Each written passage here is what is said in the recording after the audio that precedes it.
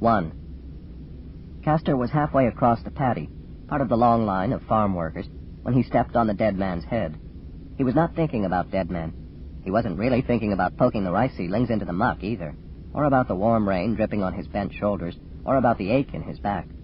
He was thinking about Maria and her problem, and about going for a swim, and about whether it was possible that the people at the observatory would let him apply for a job there, and mostly about what he and Maria would do in bed that night. And then, all of a sudden, there it was. He didn't know it was a dead man's head at first. He couldn't see it, though the water was only centimeters deep, because the sowers had stirred up the bottom mud. His foot told him it was solid and heavy and didn't belong there. Tourists, he muttered to old Sarah, next to him in line. They throw their garbage anywhere they like. He reached down into the muck. Tiny tilapia slipped between his fingers, angry as poked wasps at the disturbance. Castor felt that the thing was round and soggy, and then as he lifted it up, he saw what it was. His scared, furious bellow brought the whole production team splashing and squashing over to him.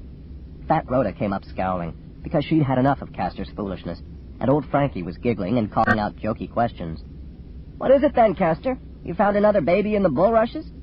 And almost all of them smiling, because nobody but Rhoda minded an excuse to pause for a moment from the endless stoop labor of transplanting the seedlings. Then they saw what Castor was holding, and all smiles froze. They stood staring, sweating through the rain-glistened skin, while the tilapia played about their toes and no one knew what to do. It's a murder, quavered old Frankie, leaning on his stick. Don't say that, ordered Fat Rhoda. But her voice was a lot more frightened and commanding.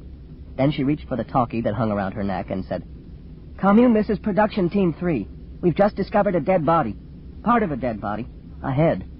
She licked her lips and added, Call the cops and tell them it isn't one of us. It looks like a Han Chinese. Although the Heavenly Grain Collective Farm was more than 100 kilometers from Biloxi, the police helicopter was there in half an hour. It was a long half hour. The production team was ordered to do nothing but stay right where they were. Stay they did, all 14 of them sitting on the dike, looking at the place where Castor, in horror, had dropped the head back out of sight, and old Frankie had jammed in his hobbling stick for a marker. They'll drain the paddy, Frankie predicted gloomily, and everything to do all over again. Little Nan cried out with shock. We'll lose the fish. Rhoda, 60 kilos of tilapia fry. We just put them in. I know, Rhoda said crossly, frowning. The ecology of rice farming was not just rice. First you prepared the paddy, then you flooded the paddy, then you seeded brine shrimp, then you seeded tilapia. The shrimp fed on bits of anything and on insect larvae. The tilapia fed on the insect larvae and on the shrimp. Then, when they had grown, people fed on the meal made from the adult tilapia. It was the commune's best and cheapest protein. Since both shrimp and tilapia were resolutely carnivorous, insect pests were destroyed and the rice seedlings were spared. Get traps, Frankie suggested. Maybe we can save the tilapia. I'm just going to get traps, Rhoda fretted and talked to the commune again on the little radio that hung around her neck. Though what good traps would do, no one was sure, for the baby tilapia were so tiny that many of them might slip right through the mesh and be lost. At least the rain had stopped, though the burning sun was no easier to take. The excitement had attracted a tour bus away from the village's souvenir shops. 40 mainland tourists were snatching pictures of the paddy, the grumpy production team, and each other. Already 2 schoolgirls from the village had hurried out with bike-loads of sweet persimmons and golden limes from the private plots. The tourists bought eagerly. The production team looked wistfully at the fruit, but didn't buy, not at tourist prices. Not especially when the tourist renmin dollars were pouring into the village's economy so easily. 1 tourist persimmon was worth more than a kilo of state-bought rice, and no taxes to pay. The production team heard the sudden buzz of tourist cameras before they heard the flutter of the approaching choppers. They all stood up as 3 police helicopters settled on the truck hardstand. 3. What were they expecting, an armed gang of murderers waiting to shoot it out with the cops? But the 6 police from the first craft wore the green shoulder boards of traffic control and expeditiously shepherded the grumbling tourists back to their bus and away. The second chopper carried real police, armed and helmeted, along with a couple of unarmed, older police carrying cameras and black attaché cases. The third seemed to hold only one person, a woman wearing the collar insignia of an inspector. She stepped down and paused. She gazed at the rice paddy, at the departing tourist bus, at the clouds building again out over the Gulf of Mexico. And then she turned to the production team. In excellent English, she asked, Which one found the body? Grateful hands pushed Castor forward. It wasn't a body, only a head, he said, to set the record straight. She confronted him, staring up into his face. She was less than shoulder high to him, but she did not seem to notice the difference in their heights. "Oh, only a head, then. I see. But that makes quite a difference if it is only a head rather than a whole body. Still, in my experience, I have learned that if a dead head turns up, then somewhere there is a dead body it has belonged to." Castor's annoyance at her sarcasm exceeded his worry at being involved with the Renmin police. In faultless Mandarin, he answered her. "A high police officer will understand these things better than a peasant, I know." "Ah," she exclaimed, "I am in the presence of a scholar. But please, permit me to speak in your language, since some of your colleagues may not understand the high tongue.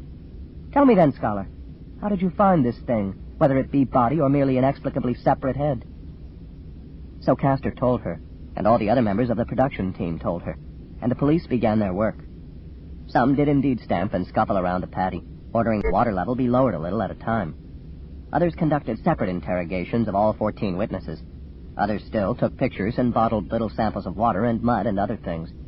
There was a flurry when the interrogating police found that some of the production team did not have their passport cards on their person. Castor was one. He thought angrily of the criticism that would follow, perhaps even punishment duty. But the inspector would have none of that. "Forget that," she ordered. "Of course these people don't carry cards on their own farm. That is foolishness. You can perfectly well verify their identities in a village." And she was equally short at Fat Rhoda's request to be allowed to trap as many of the tilapia as possible as the water was drained away. "No one wishes to waste valuable food. Certainly catch your fish." And so half the production team was set to placing the traps and bailing out their squirming contents to be put in transport tanks, while the other half was put to walking the paddy with nets to capture as many as possible of those flapping away in the mud. That was Castor's job, the job of a 10-year-old, really. It was an indignity. He was always suffering indignities. Even being assigned to planting rice was an indignity. Stoop labor gangs were picked from the shortest members of the commune. They didn't have so far to stoop, and Castor was nearly 2 meters tall. He felt the amused eyes of the People's Police Inspector on him from time to time as he tripped or fell in the pursuit of the glittering, flopping little creatures. And all in all, it was a bad day. The good part of the bad day was that it was saved from getting worse. The People's Police didn't let Production Team 3 go until it was nearly dark. Questions and re-questions, much time spent merely waiting while the water level in the paddy was lowered stage by stage, and the police technicians sifted the mud and strained the water for clues. There were none. No weapon. No other part of the body. No convenient passport card carelessly dropped by the murderer. Nothing. But the good result was that they were so late getting back that the evening educational meeting was canceled, and the subject that Castor didn't want to discuss was postponed. What there was instead was a quick meeting in the assistant director's office. All 14 of the production team squeezed in anyhow and made to stand so as not to soil his good furniture with their muddy bodies. It was not a criticism meeting. It was only the assistant director's desire to hear for himself just what had happened. So all 14 had to tell their stories one time more. It took time the production team would have been glad to use to clean up for the evening meal. Although it was not a criticism meeting, Castor found himself being scolded anyway. "Cousin Castor," said the assistant director coldly. They were both pettymans, though that didn't make them close, since only 7 families made up more than half the commune. "Cousin Castor, watch your tongue. Why were you impudent to the Renmin inspector?" "I wasn't. She was making fun of us."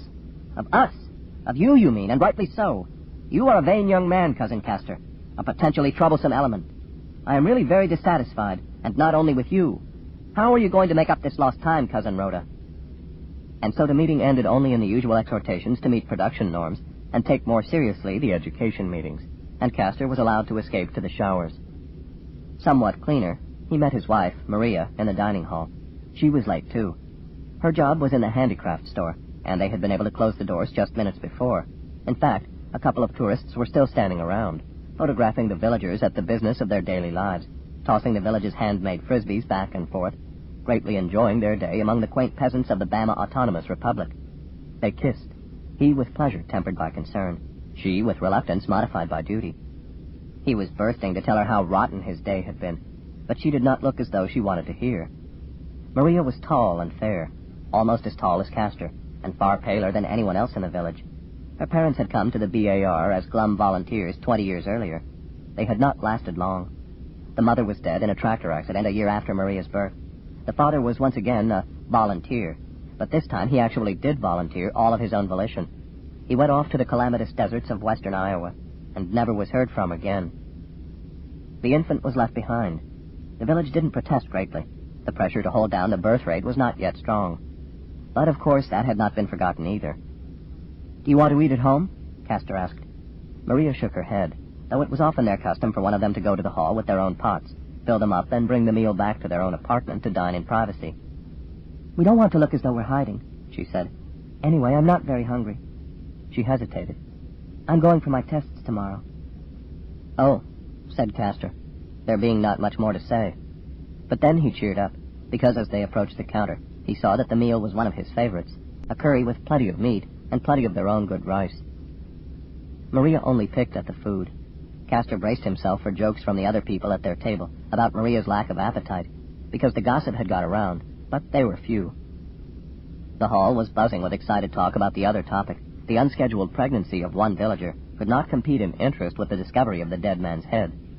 A dozen times Castor had to retell the story of finding it, for the people at the table, for the table hoppers, for those next to him as he lined up for the curry, for the fruit, to refill his cup from the tea urns.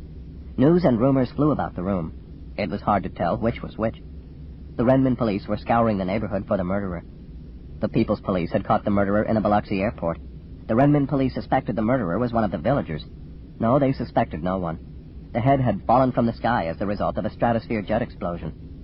But all the rumors were only rumors. At least the news video panel at the back of the room had nothing informative to say about them. There was a shot of the paddy, and even one quick glimpse of Castor looking sullen as he pointed to the spot where he had stepped on the head. But the whole item came and went in 20 seconds. The only other thing of interest was a reminder that High Noon was going to be shown that evening. "Want to watch it?" Maria asked. "I saw it when I was 10 years old." No, this is a new production. They say it's really good." So Castor said yes, and then he was reminded he was on cleanup duty that night, supervising the school children as they moved the chairs and tables and wiped up the dinner mess. He had counted on a little private time with Maria to make up for the day's aggravations, but he never got out of the dining hall, which was also the Senate hall for village meetings and a community theater and gymnasium, and once a month, dance floor. It was big enough for all, 20 meters across under a shallow dome of black plastic. Even before Castor had made the last teenager push a broom one more time over a sloppy corner of the floor, the villagers were coming back for the evening's entertainment. The village had its own video dish, of course. From the geosynchronous satellite hanging over the trackless jungles of Bolivia, 20 channels of television rained down on the Bama Autonomous Republic. 6 of them were in English. As a formality, the old director dragged herself to the front of the room for a vote, but there was no question about it. The villagers wanted to be entertained. Actually, the show sounded good to Castor, too, but he had an idea on how to make it better. When Maria came back to the hall, he was waiting for her. "Here or there?" he whispered, nuzzling the back of her neck. Since they had been together only 6 months and were still so actively in love, they usually took their entertainment as they did their meals, in the privacy of their apartment. Their flat screen was tiny compared to the huge hollow in the common hall. They offset that debit against the great gain of being able to watch in each other's arms, or to stop watching for other entertainment when they chose. But Maria pushed him away, gently to be sure. "Here," she said firmly. "Let's not make it worse." And for the same reason insisted on sitting apart from him when the show began.